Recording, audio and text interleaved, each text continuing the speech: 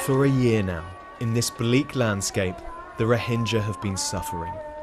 Bereaved, uprooted, lost, giving harrowing accounts of the brutality they say they suffered at the hands of the Myanmar military.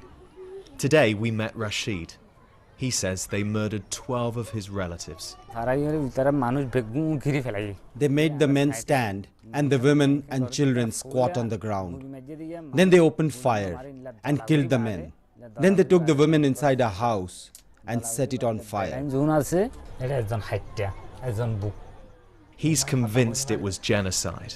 And so, while he welcomes today's call for the top generals to be tried for that crime, he thinks it's all too late for so many. If justice is done, then people who are living will see it. But what about those who were slaughtered? My mother, my brothers, my nephew, my uncles. Can they bring them back? They can't do it.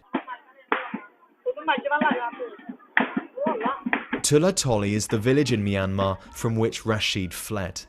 The killing, rape and arson here is said to have been part of a coordinated campaign by the army. You know, it's not only about justice for victims, but it's also deterring future activity.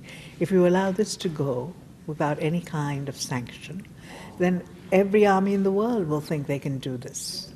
This is the most detailed and blistering criticism yet of the actions of Myanmar's military last year. Actions which forced hundreds of thousands of Rohingya people to flee across the border to these camps where they're still trapped. But there's also strong criticism of Myanmar's civilian government, in particular its Nobel Peace Prize winning leader, Aung San Suu Kyi. She's accused of failing to use her moral authority to prevent the violence, and that by ignoring the plight of the Rohingya, her government made it easier for the crimes to be carried out. Tonight, Myanmar rejected the UN report as flawed and one-sided. The army's always claimed it was only clearing out militants, a claim now wholly rejected by the United Nations. Bringing Commander-in-Chief Min Aung Hlaing and his comrades to court will not be easy. But today feels like a significant step forward in the pursuit of justice for the Rohingya people.